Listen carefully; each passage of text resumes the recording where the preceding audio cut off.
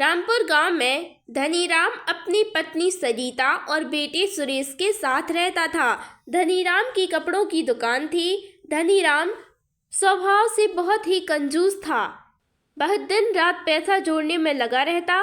सरिता भगवान भोलेनाथ की बहुत पूजा करती थी। एक दिन सरिता ने धनीराम से कहा, सुनो जी, हमारे पास भगवान का दिया सब कुछ है। आपकी दुकान चल रही है, लेकिन आप कभी भी भगवान की पूजा नहीं करते हैं। आप मेरे साथ मंदिर चला कीजिए, वहाँ पूजा पाठ कर कुछ दान पुण्य किया कीजिए। सरिता की बात सुनकर धनीराम गुस्से से बोला, मैंने इतनी मेहनत से पैसा कमाया है, इसमें भगवान कहाँ से आ गए? मैं पूजा करने मंदिर जाऊंगा तो पंडित को पैसा देना पड़ेगा।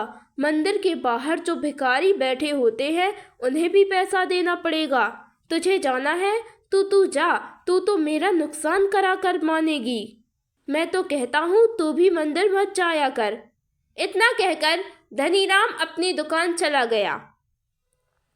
उसके जाने के बाद सरिता भगवान के सामने बैठ गई और बोली, हे भोले बाबा, इन्हें माफ़ कर दीजिए। यह आपकी महिमा को नहीं जानते। आप हमारे परिवार पर अपनी कृपा बनाए रखना। इसी तरह कुछ दिन बीत जाते हैं। एक दिन सरिता फिर धनीराम से कहती है, कुछ दिन बाद महाशिवरात्रि आने वाली है। उस दिन आपको मेरे साथ मंदिर चलना ही पड़ेगा। हम सुरेश को भी साथ ले चलेंगे। धनीराम ने कहा, मैं कहीं नहीं जाऊंगा। उस दिन सुबह दुकान पर बहुत बिक्री होगी। मंदिर में दान करने के लिए बहुत से ग्राहक कपड़े खरीदेंगे। उस दिन तो मेरी बहुत कमाई होगी। तुझे जाना है तो तू जा, और वहाँ ज़्यादा पैसे दान में मत देना। शिवरात्रि से एक दिन पहले धनीराम की दुकान पर एक सेठ जी आए। उन्होंने कहा, मुझे कल शिवरात्रि के दिन मंदिर में कपड़े बांटने हैं। यह कहकर सेठ जी ने बहुत सारे कपड़े खरीदे और धनीराम से कहा, तुम यह कपड़े लेकर कल शिव जी के मंदिर में पहुंच जाना। मैं वहीं तुम्हें इनकी कीमत दे दूंगा। यह सुनकर धनीराम बहुत खुश हुआ। शाम को घर आकर उसने सरिता से कहा, तू तो बेकार में पूजा पाठ में लगी रहती है। शिवरात्रि कल है, लेकिन मुझे तो आज ही कपड़ों का बहुत बड़ा ऑर्डर मिला है। कल मंदिर में कपड़े पहुंचाने हैं। यह सुनकर सरिता ने कहा, चलो इसी बहाने आप मंदिर तो चलेंगे। यह सब भगवान की कृपा है। जब मंदिर जा ही रहे हैं तो कल पूजा भी कर लेना। धनीराम बहुत खुश था। उसने पूजा के लिए हाँ कर दी। अगले दिन धनीराम सारे कपड़े लेकर मंदिर पहुंच गया और सेठ जी का इंतजार करने लगा। कुछ देर बाद सरिता और सुरेश भी मंदिर में पहुंच गए। सरिता ने धनीराम से कहा, आप मेरे साथ भोलेनाथ की पूजा करने चलो। लेकिन धनीराम ने कहा, नहीं, सेठ जी आने वाले हैं, उन्हें कपड़े सौंपकर पैसे लेने हैं, बाद में पूजा कर लेंगे। सरिता ने कहा, अच्छा, सुरेश को यहीं खड़ा कर दीजिए। आप मेरे साथ चलिए, सेठ जी आएंगे तो यह हमें बुला लेगा। यह कहकर सरिता धनीराम को मंदिर में पूजा करने ले गई। मंदिर में दोनों पूजा करने लगे, लेकिन धनीराम का मन पूजा में नहीं लग रहा था। पूजा करने के बाद धनीराम सुरेश के पास पहुंचा तो वहां एक भी कपड़ा नहीं था। उसने सुरेश से पूछा तो सुरेश ने कहा, पिताजी, यहाँ एक सेठ जी आए थे। उन्होंने कहा, मैं तुम्हारे पिता को मंदिर में ही पैसे दे देता हूँ, तुम यह सारे कपड़े गरीबों में बांट दो। मैंने सारे कपड़े गरीबों में बांट दिए। यह सुनकर धनीराम ने अपना माथा पीट लिया और गुस्से से सरिता से बोला, देखा, तेरी पूजा करने के चक्कर में मेरा कितना बड़ा नुकसान हो गया। मुफ्त में सारे कपड़े गरीबों में बट गए और वह सेठ जी कहीं नजर भी नहीं आ रहा।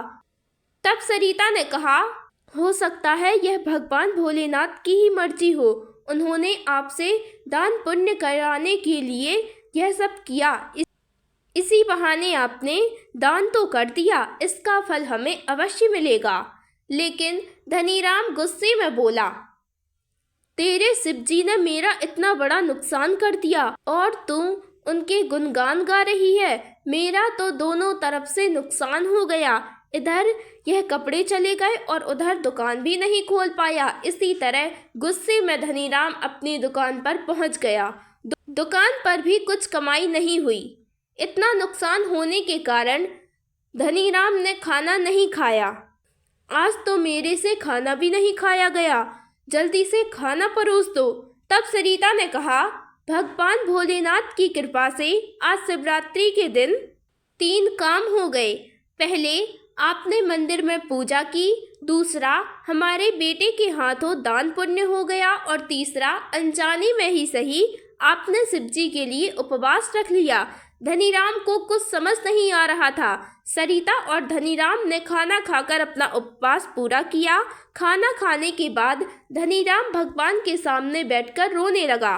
सरिता की पूछने पर उसने कहा, मैं जीवन भर एक एक पैसा जोड़ता रहा और आज भी पूरा दिन भगवान को कोसता रहा, लेकिन आज तेरी बातों ने मेरी आंखें खोल दी। भगवान ने मेरे बेटे से दान करवाया और मुझे उपवास करवाया।